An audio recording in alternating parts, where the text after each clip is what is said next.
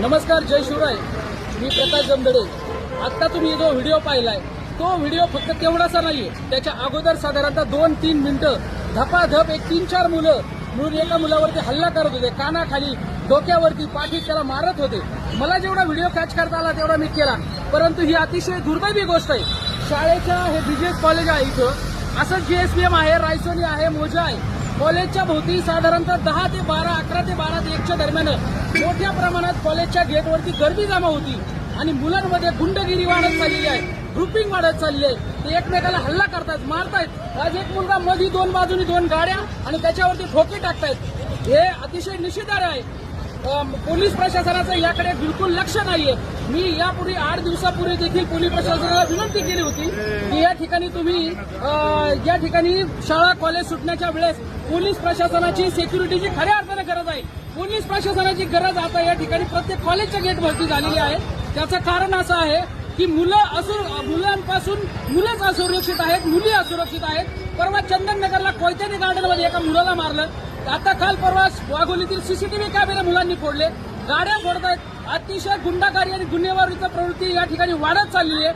ही अतिशय धोकादायक आहे. ही एक धोक्याची घंटा आहे.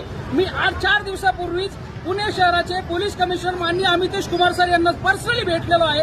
त्यांना निवेदन दिलेलं आहे आणि त्यांना विनंती केली होती की साहेब, जीएसपीएम, बीजीएस किंवा अजून कोणते कॉलेज असतील वाघोलीमधील, याच्या भोवती कॉलेज सुटण्याच्या वेळेस मोठ्या प्रमाणात मुलांची गर्दी जमा होतीये. ते मुलं मोठ्या प्रमाणात आपापसात भांडण करतायत. उद्या याच्यामध्ये गँगवार होऊ शकतो. त्या दिवशी काठ्याने भांडण झाले. आता मी हा काढलेला व्हिडिओ फक्त 16 सेकंदाचा आहे. 2 मिनिटं तो मुलगा मार खात होता. त्याला कळलं की मी व्हिडिओ काढतोय, तेव्हा ते लोक इथून पळाले. जर हा व्हिडिओ नसता काढला तर त्या मुलाला या ठिकाणी त्यांनी मारलं असतं. अशा ज्या गोष्टी चुकीच्या झालेल्या आहेत, अतिशय निषेधार्ह आहेत. त्याच्यामुळे पोलीस प्रशासनाने जागा होणं गरजेचं आहे. पूर्वीचा जो शिक्षकांना धाक लावण्याचा थोडाफार अधिकार होता कायद्यामध्ये, तो या ठिकाणी काढून घेण्यात आलाय. त्याच्यामुळे ही मुलं अशी वागत आहेत असं काही पालकांचं म्हणणं आहे. त्याच्यामुळे मी महाराष्ट्र राज्याचे शालेय शिक्षण मंत्री कोण आता जे कोणी आहेत त्या मंत्र्यांना देखील आवाहन करतो. पुणे जिल्ह्याचे पालकमंत्री माननीय श्री अजितदादा पवार यांना देखील आवाहन करतो. राज्याचे मुख्यमंत्री माननीय श्री देवेंद्रजी फडणवीस यांना सुद्धा आवाहन करतो की साहेब, शाळा कॉलेजमध्ये वाढती गुंडगिरी वाढलेली आहे, ती थांबवा. आणि पूर्वीचा जो प्रकार होता की शाळेमध्ये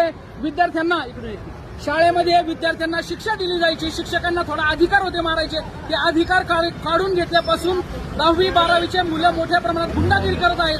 त्याच्या